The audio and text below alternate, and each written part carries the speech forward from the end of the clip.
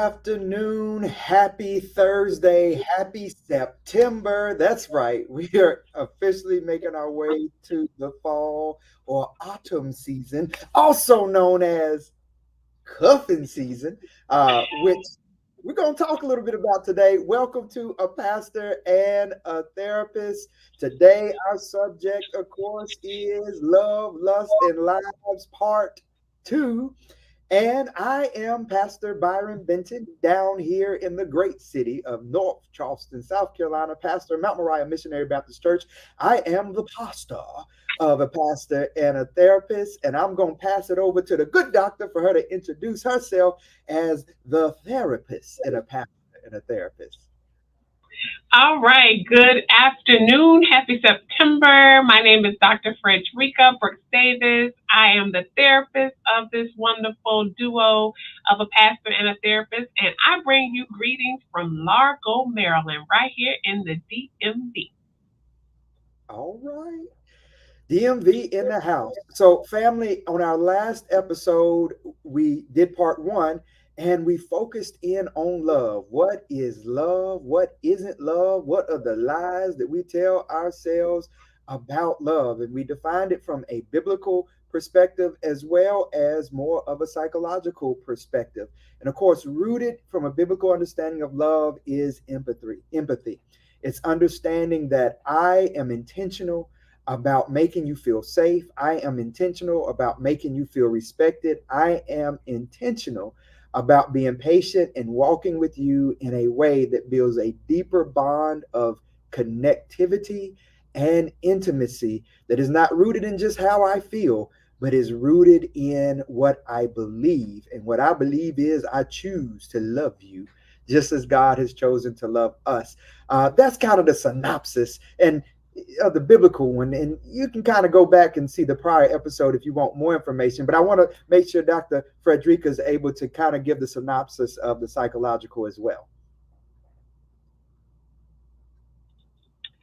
Well, essentially, when we talk about love, psychologically, we talk about how we feel. What are our emotions when we love someone? So it does not mean it's not respective of a religion per se or a practice as much as it is what is my emotional experience of what that looks like. And much of that is rooted in some ways from the attachment theory, but then there's other theories that suggest that basically your family of origin, that does not necessarily mean biological family, but who first connected with you in a way that was emotional, that brought about a level of attachment, security. Who was that person for you?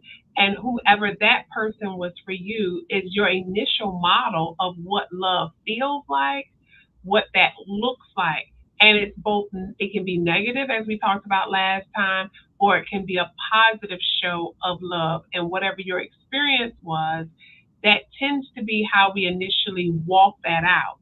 With that being said, it doesn't mean we have to stay there, right?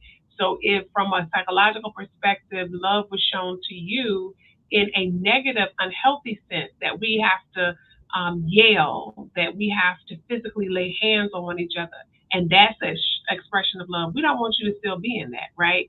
And so there's different definitions of love and how that is experienced. So that's pretty much what we talked about last time. So be sure to catch our last episode on that, and you can find that at A Pastor and a Therapist on YouTube. We also want you today, if you have questions or comments, depending upon the platform that you're using, please feel free to drop them. If you're on Facebook watching, if you're on YouTube watching, or if this is a replay, you can certainly post your questions there. And the gem from last episode was learn how to love yourself first. That's so important. That's a part of the Amen. healing process so that you can receive and give love in a healthy way. But today, we're going to turn the page on love and we're going to talk a little bit about LUST, lust.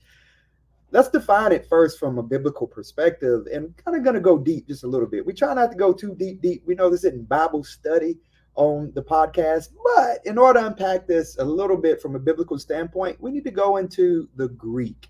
Ah, the Greek word epithumia, right, which is translated desire, it actually has both a positive connotation and a negative connotation biblically. And it doesn't translate to English as well, which is the issue. We talked about that with love and why there are so many different Greek words for love that just translate to love into English. Well, in many ways, the same is true around lust. And so we see Jesus use it in a positive way in Luke 22:15, where he says, with fervent desire, I have desire to eat this Passover with you before I suffer. For I say to you, I will no longer eat of it until it is fulfilled in the kingdom of God. That's a positive connotation of desire. But then it's used and translated lust in other scriptures, like in 1 Peter 2:11, beloved, I beg you as sojourners and pilgrims, abstain from fleshly lusts which war against the soul. All right. So here is the bottom line. If we're going to kind of give a definition today of lust from a biblical standpoint, it is corrupted desires that promote unhealthy decision making. All right. So it's when there's something wrong, right? Jesus kind of gets into it in Matthew 5:28 when he says, but I say to you that everyone who looks at a woman with lustful intent has already committed adultery with her in his heart. What Jesus is getting here is that it's a heart condition, not just a behavior.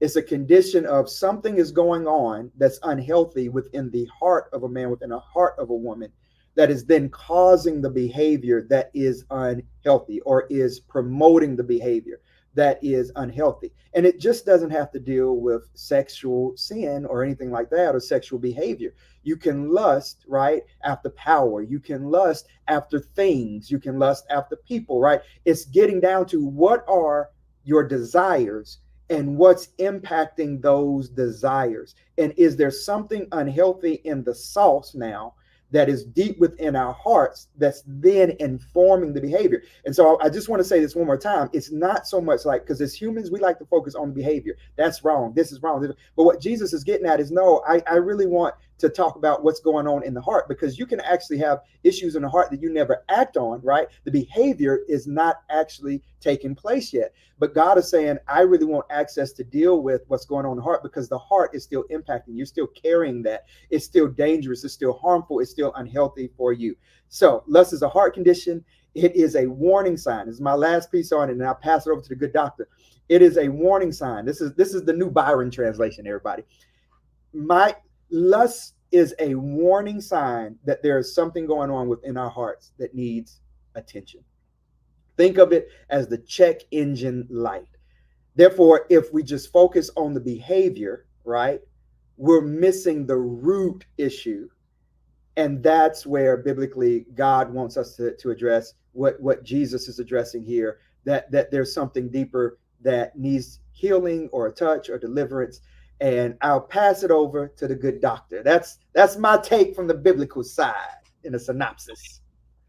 Well, the beauty of having a pastor who is also trained in the mental health space is he does a great job integrating that. So when I come along, I just have to say, you go, pastor, you go. That's right. So now, essentially, as Pastor Byron said, we talk about that root cause. What is the heart's desire? Why do we lust, right? So the lust leads us to an outward expression or behavior, but what is happening is we're trying to feed something that is internal within us. And so, what desire that may be, do I have a desire for connection?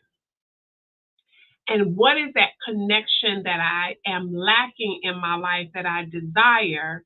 And as a result of that, I may lust after flesh, right? So my lust may then be that I want this, a man, a woman, whatever that may be, and I want to engage in a sexual activity with the desire of feeling a certain way. So I'm really trying to get a feeling that I had before. How do I get it? One person, it might be that I crave sex, right? Which we know sex and intimacy are not the same thing, okay? So it may be that I want to feel, that erotic sexual desire, that's what I'm lusting for that. I want that because it makes me feel good, right? But it's temporary. It's not long term.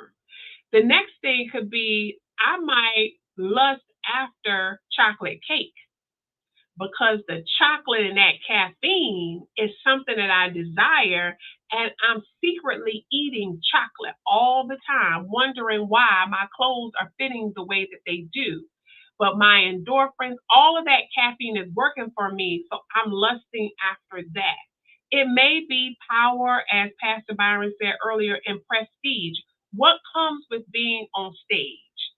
What comes with being having all of these followers on social media, looking at those likes? So right now in this day and age, I would say some of us are lusting after likes on social media, which then feeds our sense of worth that we think we have. There's an emptiness that we have. We don't have a sense of belonging. We don't have a sense of purpose, and we're seeking that, and the likes give us that temporarily.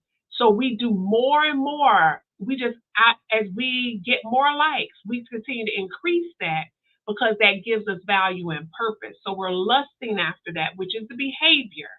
But what's rooted is that there is some hole, if you will, that's missing. There's a void that we're trying to fill. Okay, back over to you, Pastor. So what you're saying is I can lust after Krispy Kreme donuts. I'm really just coping. Like the hot and ready light is on, and I get a whole dozen, and I eat half of them before I get home. That may or may not have been a part of my past. Amen. I'll let y'all decide whether or not that's true. But But what you said, you know what, Pastor? Why you say that? The reality of it all, because we're not taught that lust is not just sexual desire. yeah. One person would never even see pulling over for that red light as being lustful. Oh my goodness. Yeah. And what's so crazy about this is you know that it is lustful because think about what happens, how it triggers you, how all of a sudden it takes your thoughts, your desires, it shifts. You aren't even thinking about it. This was not on your plan. And all of a sudden, the next thing you know, here you are, 6 donuts in. with regrets and frustration, right? And we say this laughing and everything, but all of us in one way or another, to be human is to experience at some point these unbridled desires as we're trying to cope and figure out things. And because we don't have the spaces enough to where we own it and talk about it, we kind of a lot of times just hide in shame with it. One of the things that Dr. Frederica said, and I wanted to bring this up and get your take on it, right? Because one of the things that I learned when I was going through my doctoral program and dealing with attachment theory was sometimes when we were wounded, particularly in our early childhood, and we associate relationships that are supposed to be intimate relationships, caregiver relationships, where we wanted to be held, where we wanted connection, healthy and intimacy, and we did not get that now we associate that intimate act with pain. We associate it with hurt. And so watch this. And as we get older, right, and our bodies mature and everything, and we've got hormones and everything going on, we desire, right? We want to connect, but we associate intimacy with hurt, which means now, to a certain extent, it feels safer potentially for me to engage in the act void of intimacy. What do I mean? To engage in the act without a deeper connection with the individual, a deeper connection with the person, because I'm really protecting my heart from hurt. If I let you in, if I let you attach, if I get attached to, like, I associate that now with pain. And so I'm more comfortable engaging in the act without closeness. What do you think about that, Dr. Frederica? What are your thoughts? I'm just a pastor over here. I just wanted to throw that up and see what you thought about that. Right. But I mean, it goes also to how we're socialized, right? So who's to say that I need to feel you, so to speak? Who's to say that we need to connect on this emotional? And now, for persons who believe in spirit, who's to say that we are to connect on that level? All we need to do is just have sex, and that's what we are to do. We don't need to connect our emotions, our feelings to it. All we need to do is just have a good time. So I think with that, when you talk about this whole piece around attachment, it's interesting because people who have been hurt by those who were supposed to protect them build up a level, and for many reasons, it's one of survival. I don't need anyone. So then what happens is because they were hurt time and time again, someone just told me in this group I'm facilitating yesterday, I don't need to depend on anyone. I understand that that was his survival. That is what he used to survive. So now to try to help a 30-year-old man understand intimacy and interdependence, it can be a challenge because why? They were taught based on hurt that you are not supposed to be in an intimate relationship with someone that's healthy. Wow. So, good doctor, are we calling that a truth or a lie as far as the statement, I don't need anybody from your perspective? Oh, well, I was all over that yesterday. Like that is not the reason we were created. So it is. I'm saying because there's several people in that space who, when he said it, it resonated with them. They were like, Mhm. "Yes, that's true." And understanding that there are different variables in that. But I was like, that's not the purpose of creation. That is not why we're here. I validate and I understand that because of your experiences, that's what you've told yourself and it has served a purpose. But I am saying today you have a choice to try something different. And there's going to be success with it. Sometimes there's going to be failures, but that there are people. Now, it's interesting because when I talk about how you can be in a relationship and in that relationship, somebody comes along who's good, who wants to be intimate with you, but because of this narrative you've told yourself, you don't allow that person to love you the way you say you want to be loved. It's like the light bulbs go off, right? And so it's almost they're like they get it in that moment, but it's the fear that if I'm intimate with someone, if I share, if I'm vulnerable, I'm gonna be hurt. Mm. Yeah. What Yeah, do you think? Is that a lie or is that a truth? I believe it's a lie. Mm-hmm. That we don't need anybody.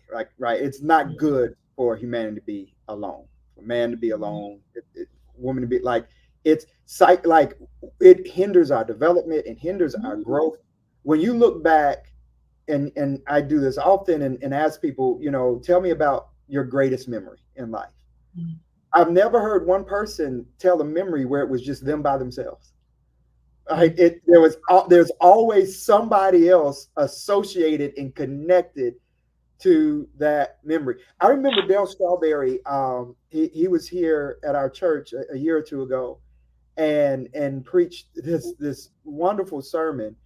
And in it, he told us, "I've been to the mountaintop, and when I got there, I was all alone." And he was talking about his whole life and how he was caught up in lusting for drugs, women, and all kinds of things because he was really trying to fill a void, he said, that his father left. And so he became this great athlete, Hall of Famer, everything in order to try and fill that void. And in doing it, he said, I made it to the top. He said, and when I got there, I realized I was by myself. And that's what really set him down the road to really overdoing it in drugs and everything else. And so there goes I think a great example of exactly what I'm saying. He tried all of it, and now, I mean, has a beautiful relationship with his current wife and all of that, and he talks about that in depth. But I think that in so many ways we go searching for these fillers that are counterfeits. They're going to always, the problem with lust is it always leaves you thirsty, right? So you go after it to try and quench a thirst, but then you end up just eating more and more. because it's not fulfilling the hunger that's within your soul. And on top of that, a lot of times because of the behavior that we begin to engage in, right, it ends up creating other negative dynamics that just add to the pain that we have deep within us. And so on one side, I get how we can have this going. I don't need anybody, look at me.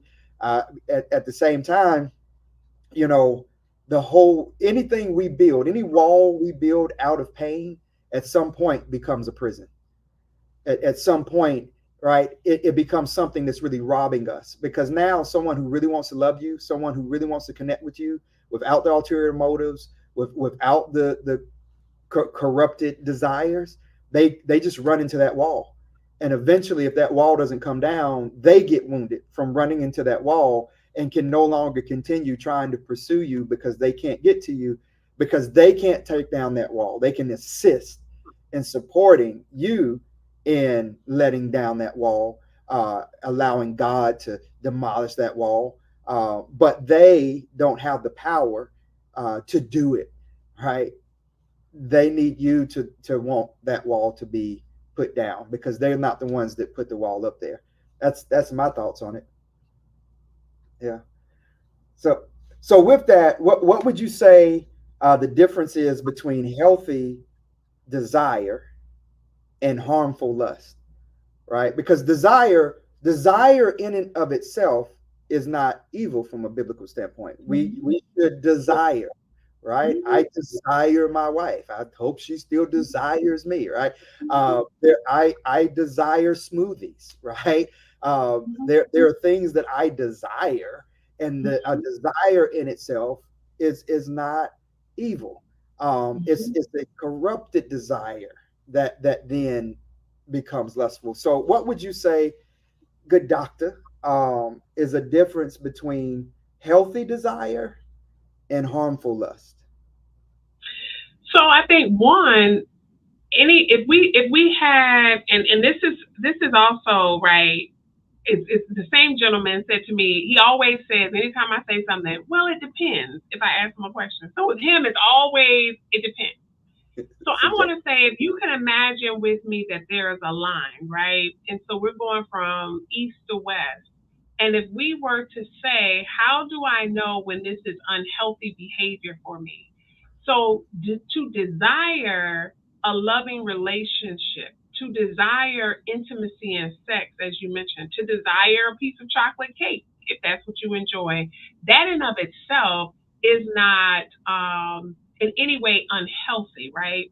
Just that desire. Where it becomes unhealthy is if, let's say, in the case of any type of food, if I am a diabetic, or if my doctor has said to me that from a health perspective, there are things that I don't need to eat, but it becomes that I am fixated on that particular thing. So now it is harmful for me to engage in eating this, but yet I want it because it's filling a void for me. It's at the point when this is now unhealthy.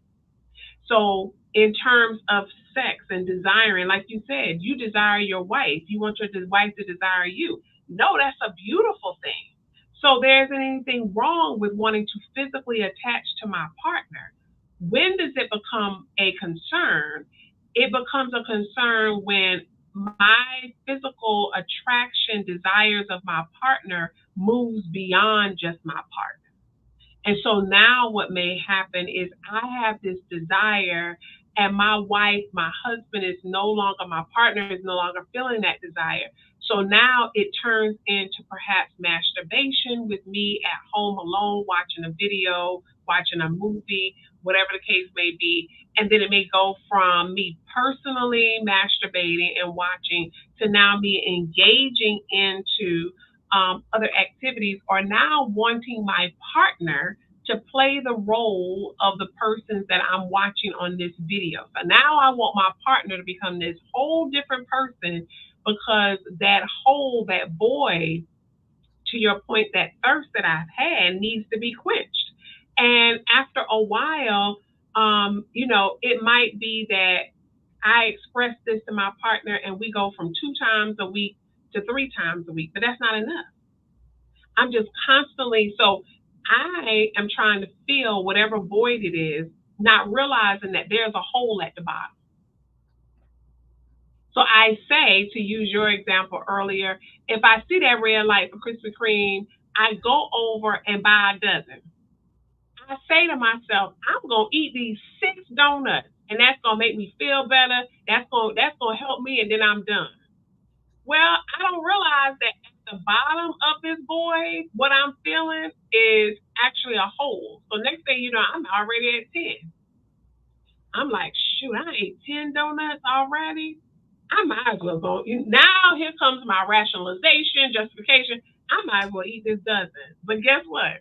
Before I get to the house, I'm gonna pull over and I am gonna put that dozen box in the trash can because now the shame and embarrassment that I ate a whole dozen donuts by myself.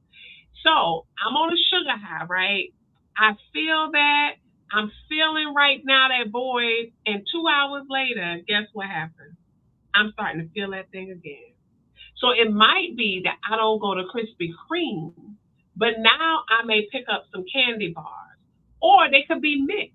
It could be that now I'm seeking it in something else. So those are just some examples of when anytime that what this behavior, right? So the lust is coming from a place of void. What I do, the outward expression is the behavior. And when that behavior prevents me from doing what I'm supposed to do daily in a healthy, that's when we know we have a problem. So am I not able to go to work? Am I at work, but I have on a privacy filter, I have headphones on, and I'm listening to porn? I'm watching porn. Is it that I'm going on a lunch break every day and I'm eating out when I'm supposed to be bringing in my salad? So whenever your behavior is now my numbers from diabetes or whatever it may be are increasing, when we know that we're engaging in behavior that is causing harm to us, mind, body, and spirit, we know that we are in an unhealthy, we've moved the meter. We're now in that corrupted lust and not in a healthy place of desire. Ooh, I feel like we need to take up an offering after that. Good Lord. Uh, Whatever. you just laid it on us heavy, right? And heavy in a way that this is a part of the conversation that I feel like we don't have enough in church because you just said things that were almost taboo, right? Like I felt people clutch their pearls just now, right? When you said masturbation and things of that nature, right? So what's very important here is based on what you're saying. Then if I am struggling with a void that now lust is trying to fill, just getting married isn't going to solve that. Then just saying, all right, because it's better to marry than to burn, or the different things that we say. So what you're saying is, though, now my wife, my spouse, my partner has become the donut, and that she's not going to be enough because no, and now they're going to feel like they're insignificant or that they're insufficient, that something, it could be that they feel that something's wrong with them because they're not able to fill this hole, this gap, this void deep within my soul. And it sets both of us up to fail. And now we're inviting other things, other people into this intimacy, right? And remember, in order for something to be intimate, right, part of what makes it intimate is that it's private, that we share something that nobody else shares with us. And the moment that it's no longer just us, right, now some of the boundaries, the confines that make this intimate, right, have been broken. And then there's trust issues and a number of things that happen there. But again, and I want to make sure that nobody's feeling judged in this, because part of what I think we're really trying to get across is it's not about the behavior. The behavior in itself is the check engine light. It's, hey, there's something going on deeper. And if you just try to fix this on a surface level, on a behavioralistic level, right? That's a part of why you're going to become very frustrated, right? Because this can even go into addictive behaviors and things of that nature, which the good doctor can talk about. But it causes us, right? If we just add a lot of shame and guilt onto this because of the behavior, we'll never get access to the real healing that I believe God would want us to have, which is deeper and in the soul of a person, not just dealing with the behavior that's on the outside. Does that make sense to you, Dr. Frederica, from your standpoint? Most definitely. I totally agree with that. So, in all of this, so why are we even talking about love, lust, and lies? As I stated last week, last time, this was something that came to me as I work with persons in community, as I work with clients, as we look on social media, that we have allowed the world to define what is love, what's lust, and we've made it such that it's okay to engage in behaviors that really are not healthy for us. And we don't have the tools to even understand that what we're dealing with is a core issue that started long before we ever connected with our partner or someone else. Or long before we started posting on social media, you see this void and you're chasing for things, trying to fill this void. So you're at happy hour and so COVID taught us a lot, right?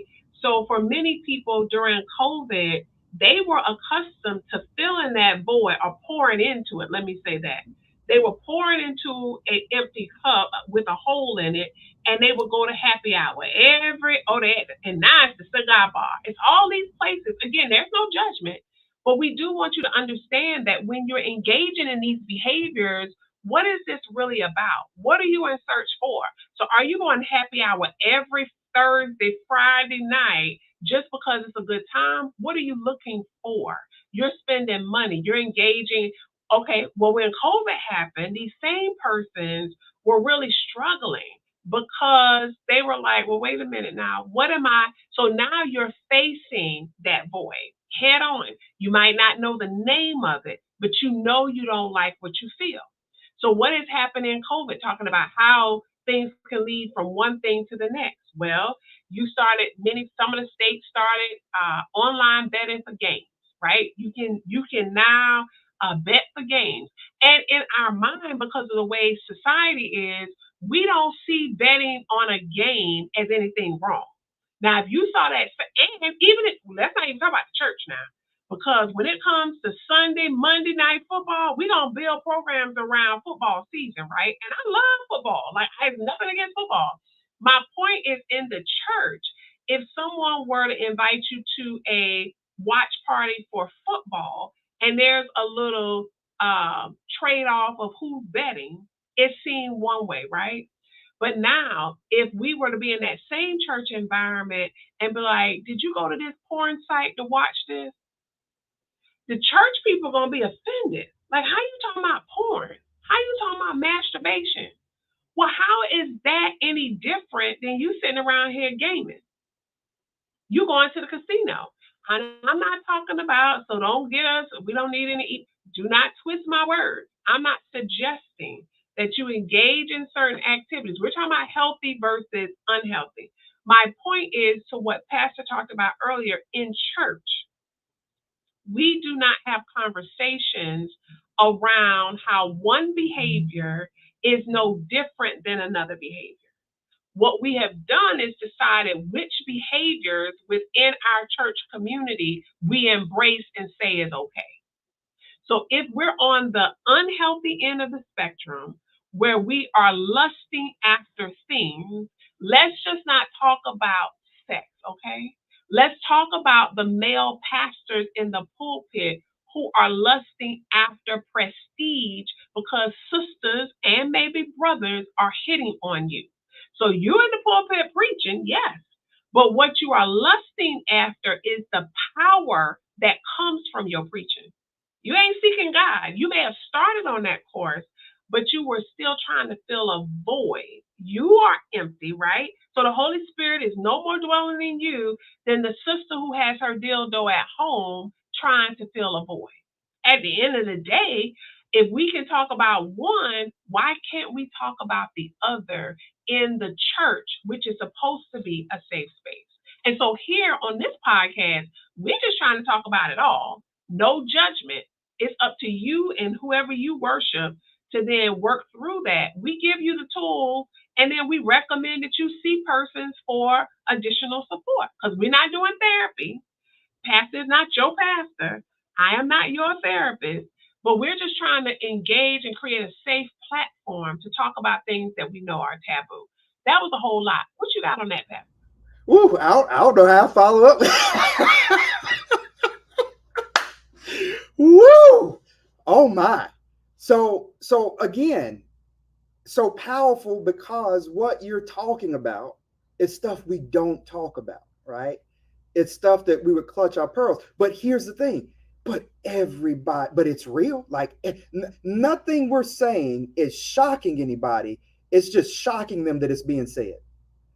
Right? That's like it's not a shock. Like nobody's like, oh, that happens. People are doing it. No, everybody knows that. But it's the fact that it's being said, right?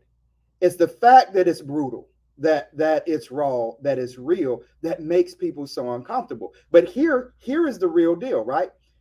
The algorithms on social media specialize in knowing your lust. They know. I mean, they know. Why? Because they're designed to keep you looking.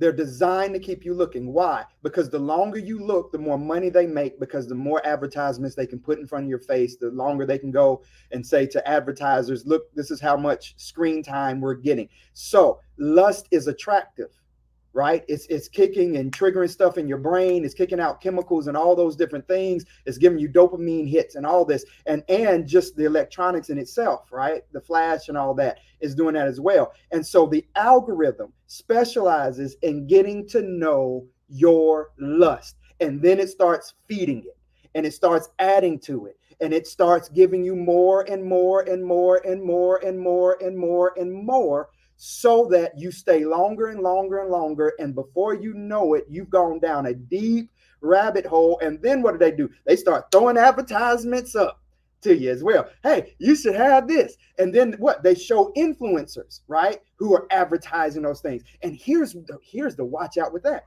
You don't even know they're advertising it, because when you look at like the Kardashians and what they do that makes their advertising so profound is they just use the product. They use the product and they do that to put it in your mind so that now you will look at using whatever that product is or exploring whatever that is. And you didn't even know that got in your mind because of the algorithm that then put this particular influencer in front of you that now you're following. And now you see that he or she uses this or does that, or this is what they're doing in their relationship. And the next thing you know, here you are doing the exact same thing. And all that was coming because the algorithm was like, I know what they're lusting for. And so I'm getting ready to take advantage of that. I'm getting ready to monetize that so that we can get rich off of their lust. And by the way, the more they lust, the richer we become.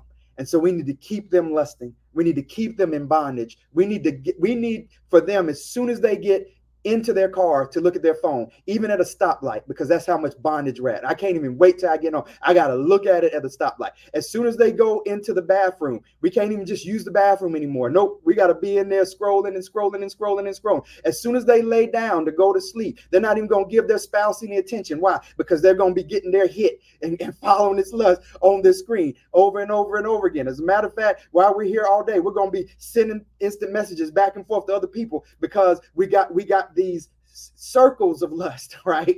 Where we all kind of identify with some of the same stuff. So now we're sending out, right? And all of that.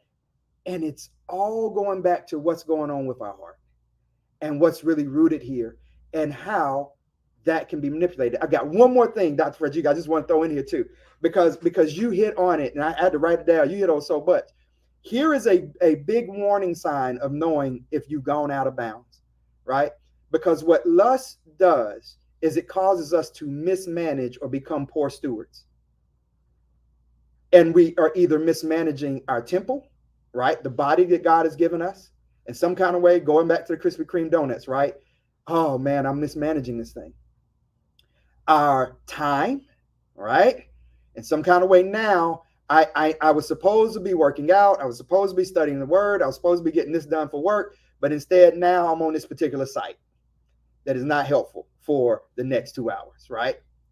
So our time, our talent, right? God has blessed each and every person with talent, right? But then that talent will get manipulated, right? Now, instead of using this voice, right? Dr. Frederica talked about the preaching moment, right? Or preachers and pastors, right? But in any gift, right? Singers or dancing, what have you. Now the inspiration for me doing that is not to give God glory, really. It's not to edify people or lift others up. It's for some kind of self gratification that I need within my old soul, right? So now I'm mismanaging that talent, or to mismanage treasure in some kind of way. Now the money and the resources that I have are being mismanaged, and money that could be used for a number of other things and other needs, right, are going to chase after filling this void. Woo! I have a feeling we're gonna get some emails today.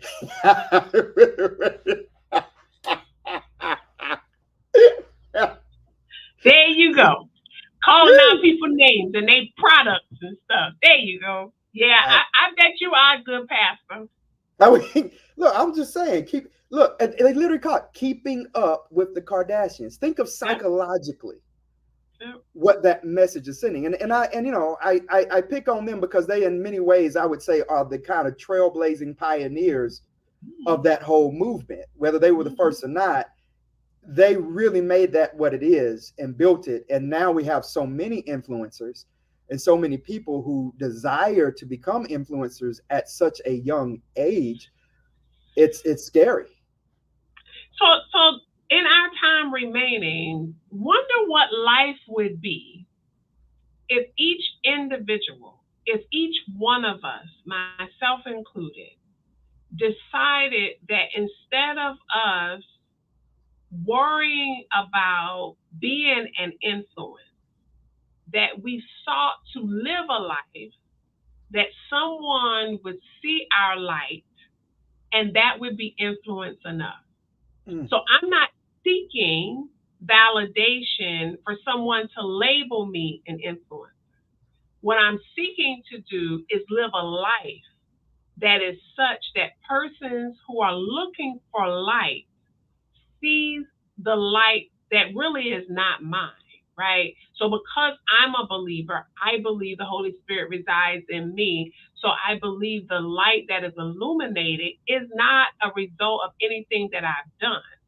My job is to try daily to live a life that the Holy Spirit wants to reside in, and then the Holy Spirit illuminate what needs to be seen for that person, excuse me, in that moment.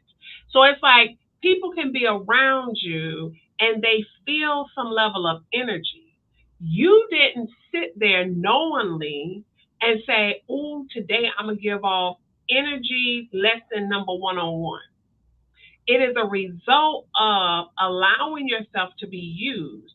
And I think if we are able to focus on being a vessel, allowing that when we walk into spaces, the energy transform, that's enough in and of itself. That's a full time job because, mhm. like Paul said, I mean, we have to wrestle with our flesh daily because there are things that we want.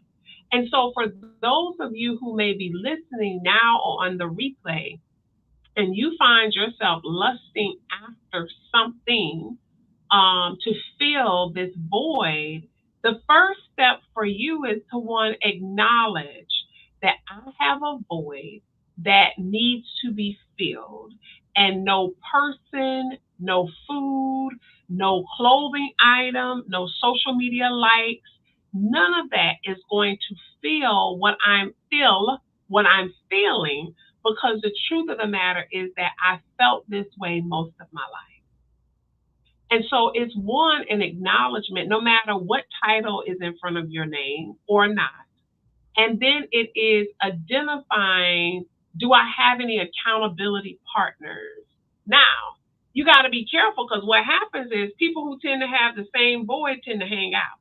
Oh, oh my. So, yes, you out here thirsty, looking for validation from somebody. All of y'all looking like you need to go back in and change your clothes. No one is holding you accountable because you all after the same thing. Not realizing that all of you all really look as thirsty as you are. So where are your real friends? You're not surrounding yourself around people who would say, now, now you can't go nowhere looking like that with me. And why are you looking like, what is this about for you? And so it's not just women, men also get thirsty, right? And so you out here 70 years old trying to talk to somebody who's 25. Your youth is gone, right? You 75, it's gone. So at the end of the day, we talk about love and lust. Come on, you 20 trying to find your daddy in a 70-year-old, but you don't know that you have this void from childhood, right? Because that ain't popular to say. So you see security in a 70-year-old that you didn't have when you were 10. You find it, the challenge though is you 20 and you want to be sexually active. He's 70 trying to get a prescription for Viagra. You know what I'm saying? So now your lust there because you both have, he's trying to recapture his youth and say, I still got it. What is he trying to feed? His insecurity. And how is he trying to feel secure? By how often he can engage in sexual activity. Because that is what society has defined as your manhood. But this is for persons who are in need to fill these voids. I'm not saying this is everybody, but I'm saying that hurt people gravitate and connect with hurt people. And so if you don't know that you hurt, if you are not around people who can point that out and you're open to hear it, then you're going to allow these patterns to continue not only in your life, but you're going to pass these voids on to your next generation, which creates more generational trauma. Pastor Byron? Woo! And she goes on mute after that. I had to mute myself by just my reactions as the good doctor was walking heavy up in here, up in here. The root, like she's talking about. Here's the bottom line. All of us have been wounded. All of us have stuff. And we need to be on our own journeys of healing, of illumination, of growth. We all, like the woman with the issue of blood, need to be on our crawl to the hem of the garment. We all need to be, like the blind man, on our way looking for the pool of Siloam where we can wash, that we may be able to see again. It's a time out for us blaming and shaming and making each other feel bad when all of us, right? Because remember, it's not about the behavior. Just because you hadn't done it doesn't mean that it's not in your heart. And what God, from a biblical standpoint, what God is looking at, Jesus literally said, if it's in your heart, it is the same in the eyes of God as if it was acted upon. That's not said to make us feel guilty. It's said to humble us enough to see our own righteousness as filthy rags so that we can pursue healing and wholeness and allow ourselves to be around people who will support that journey and not just enable us to be a mess. And that's the reason why I hear it over and over again, and it breaks my heart, but this is the reality. When people get serious about that journey, they almost always lose friends. Every time. I hear it over and over again. My friends won't talk to me anymore. They think I'm too good for them, or they say this or they say that, and it's not that. It's just that I'm trying to do things differently, right? But if they're not supportive of that journey, now you expose them because they know where you've been, how you've thought. They know that you are no better than they are, which means if you can make the change, if you can pursue wholeness, if you can get right in these ways, then they have no excuse anymore. So they need you to stay with them so that they don't feel like there's hope for them to be better and do better. Like that, like because you are a revelation now, your light has already started shining because they realize if you can do it, that means I can do it. As a matter of fact, they looking at you going, "Oh, they were even worse than I am.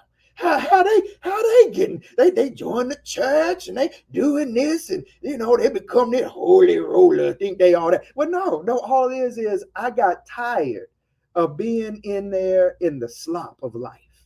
I got tired of waking up feeling like I was wasting my life. I got tired of chasing chasing a filler for this void that just left me feeling empty over and over and over again. I got tired of waking up in these beds, tired of dealing with these drugs, tired of these sites, tired of broken relationships, tired of it. And I'm ready for change. And I found out that anybody and everybody has the power within them to change, to make different decisions. That God, this is I'm gonna get a little preachy for a moment, right? That God is no favor person. What God does one thing, one person, God would do for another. That I am no special, more special than you are, even though I'm the pastor. That don't mean nothing. God loves you just as much, no matter what you've done or where you've been, right? My belief is that Christ died for all, and it's God's will that all would come to that knowledge and be saved. It's the will of God that you prosper and be in good health, even as your soul prospers. And so, my brother, my sister, my hope is in this very real and raw conversation that may have made you feel exposed, very uncomfortable, especially with some of the language. And maybe you feel like you just got gut punched a few times, not by me, but by the good doctor, because she was walking heavy today. Uh, my hope is that you would know that all this was done to convey to each and every one of you that there is hope, that you don't have to stay where you are, and that maybe we need to be prepared to have some non judgmental, honest conversations about the realness of what we're going through so that we can heal where we are. And that's my take on it. I'll pass it back over to you, good doctor, for closing remarks on this love, lust, and lies. Yeah, so no, I totally, I am over here overjoyed and excited about your summary. And ultimately, no matter at what point you have tuned in to what we're talking about today, whether you've listened to anything else we've done before, just want to make you aware that at the end of the day, there is hope. Like we are not here to condemn you. We are not here to judge you. We are here to say we understand that life has a bunch of twists and turns. And no, it's not fair, but we don't want you to hang out there. Like, we want you to understand that you can choose a different path regardless of your upbringing, your socioeconomic status, all of that. You can choose to live such that your soul does indeed prosper. That is our goal. And to make it relatable to you, right? Sometimes we talk about our stuff and we didn't get on the dating websites and have that conversation, but that's where we are. I would, by way of announcement, so it's Love, Lust, and Lies. This is part two of that series. We'll probably, for the month of September, our next one will just kind of close it all together. We'll wrap up Love, Lust, and Lies. We will go out and see if you have questions. So if you have questions or something within this you want us to talk about, please feel free to send us a email about that or post it on the page and we'll review it ahead of time. We thank you all for joining us. I did want to just kind of give you all a heads up for those who are in the Washington, D.C. metropolitan area, or for those who are in Charleston, that old low country of my state. If you want to travel, we're going to do a live podcast in November, the first Friday. We're going to do a live. Pastor and I will be together in the same location. And we'll give you more information later about that. And we're going to talk about really hurt, pain for those who stand behind the sacred desk and those who sit in the pews. So we're going to talk about that. I'm looking forward to that. That's all that I have for today. Thank you all for joining us. Pastor B, I'll give it over to you to close us out. Yeah, and just so you know what Dr. Frederica is saying, that live recording will have an audience, so you can be in attendance with us. And again, it's covering. She said it real cute, but it's church hurt, y'all. That's what we're talking about. What happens when the hurt that we are experiencing came from the church? What's up with that? What do we do with it? How do we walk in it? How do we reconnect? How, where's God in it? All that good stuff. We're gonna talk of that, tackle that, talk about that. Yeah, all that when we are together, and we're looking to also uh, do this when we're together. See somebody, Keisha Simpkins says, I missed this. It's all right. You can rewind it back. This will be up. And let us know your questions and different things, because like Dr. Frederica said, we're going to wrap this up with one more follow-up together on this. And my prayer is that you would pursue all that God has for you, the healing God has for you, and the wholeness God has for you. And for those that may be looking at this going, I think I may have some addictive behavior going on. Sexual addiction is real. It is a very, very real experience. And it's something that we don't talk about enough in the church. And so people just feel deeply ashamed. But there's SA, there are therapists and clinicians who specialize in helping individuals who have sexual addictions. And I want to encourage you to get that help. All right. And SA, which is, just like AA, Alcoholics Anonymous, right? It's an anonymous group as well. And I know many, many people over the years that I've been pastoring who have found great help and support by attending groups such as that. Our blessing over you today is that you would walk in the wholeness and the fullness that God has for you. And we thank each and every one of you for joining us today, and hope that this was a blessing to you, even if it made you a little bit uncomfortable. Take care. See you next time. Be sure to go over, like, and subscribe A Pastor and a Therapist so that you can get notifications on our upcoming sessions. And be sure, if you can, to come to our live recording with the audience on Friday, November 1st. It's going to be in the Maryland area. Take care. See you next time. God bless. Bye, everybody.